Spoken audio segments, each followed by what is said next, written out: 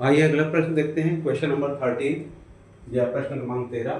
दो घनों यानी टू क्यूब्स की भुजाएं यानी साइड्स क्रमशः यानी रेस्पेक्टिवली 4 सेंटीमीटर और 8 सेंटीमीटर है। उनके संपूर्ण पृष्ठीय क्षेत्रफलों का अनुपात मतलब ratios of their whole surface areas will be यानी होगा, क्या होगा देखते हैं। तो हमको संपूर्ण पृष्ठीय क्षेत्रफल का अनुपात निकालना है।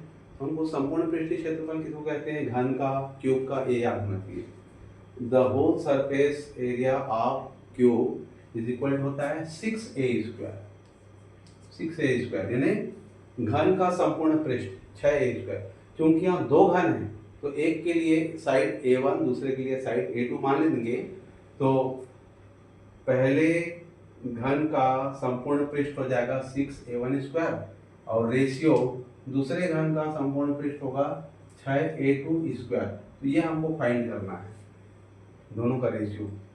तो इसको हम अपान में या बटे के रूप में ऐसा लिख सकते हैं 6a2²। ये 6 से 6 कट जाएगा, ठीक है। फिर a1 a2 की वैल्यू हमको पता है, क्या है a1 की वैल्यू 4 सेंटीमीटर, एक घन की भुजा 4 सेंटीमीटर साइड, ये 4 का स्क्वायर हो गया। और दूसरे की भुजा कितना दिया है 8 सेंटीमीटर, इसके जगह लिखिए 8 का स्क्वायर।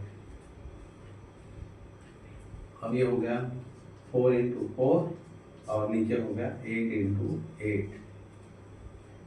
4 1 जा 4, 4 2 जा 8, 4 1 जा 4, 4 2 जा 8।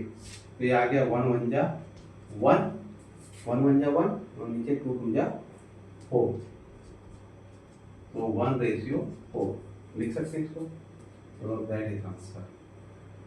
मतलब ratios of their whole surface area या संपूर्ण पृष्ठ क्षेत्रफलों का अनुपात जो है वो 1:4 होगा। करेक्ट।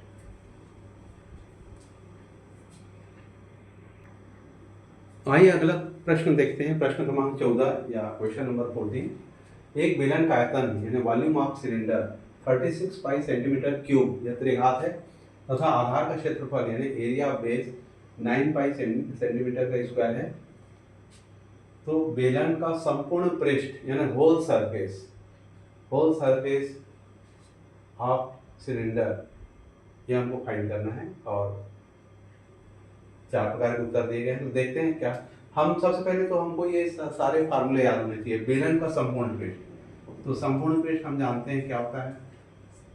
संपूर्ण पृष्ठ होता है 2 पाई r ब्रैकेट में r प्लस h।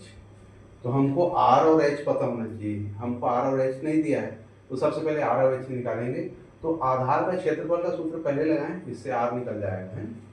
देखते हैं सूत्र। आधार का क्षेत्रफल,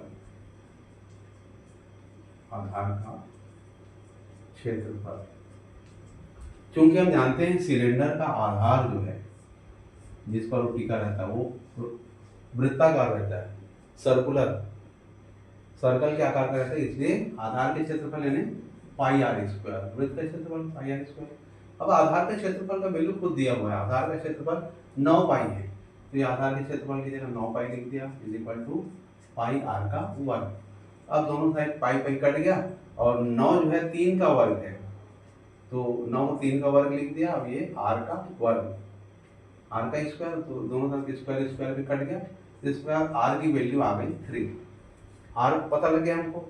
अब एच निकाल लेते हैं। एच निकालने के लिए हमको दिया गया बेलन का आयतन दिया गया है। आयतन का सूत्र लगा लेते हैं। बेलन का आयतन होता है पाई आर का वर्ग एच। अब इसमें वैल्यू पुट करें आयतन का मान दिया 36 पाई, ये 36 पाई लिख दिया इज इक्वल टू पाई और आर का मान हमने अभी निकाला 3, ये आर की जगह 3 रख देता हूँ, तो 3 का स्क्वायर इंटू एच। ठीक है, दोनों तरफ पाई पाई कट गया, ये आ गया 36 और इज इक्वल टू 3 का स्क्वायर होता है 9, तो 9h हो गया। 36 के अपान में 9 को ले आए, इधर क्या बचा h और 9 के टेबल फाड़ दो, 9 1 9 और 9 4 जाए 36। तो h की वैल्यू आ गई 3, h की वैल्यू क्या आ गई 4, h की वैल्यू 4 आ गई, h इज इक्वल टू 4। अब संपूर्ण पृष्ठ का फार्मूला लगाएंगे। संपूर्ण पृष्ठ होता है 2 पाई r ब्रैकेट में r प्लस एच। तो ये था 2 पाई को पाई लिखें क्योंकि आंसर पाई में ही दिया हुआ है सब। r की जगह 3 लिखें, फिर r प्लस एच में 3 प्लस एच की वैल्यू अभी निकाले हमने 4। ये हो गया 2 दिया 6 पाई हो गया और ब्रैकेट में 4 3 7 और ये दोनों मल्टीप्लाई होकर हो जाएगा 7 छक्के 42 पाई। क्योंकि संपूर्ण पृष्ठ है, संपूर्ण पृष्ठ तो इसकी इकाई होगी सेंटीमीटर का स्क्वायर, है ना। पृष्ठ जो है 2 डायमेंशन से का मल्टीप्लाई होता है और वॉल्यूम जो है या आयतन जो है 3 डायमेंशन का मल्टीप्लाई होता है, इसलिए 2 डायमेंशन में मल्टीप्लाई इसलिए सेंटीमीटर स्क्वायर होगा। तो ये 42 किस में दिया देख लो, 42 ये लास्ट दिया D, that is correct answer.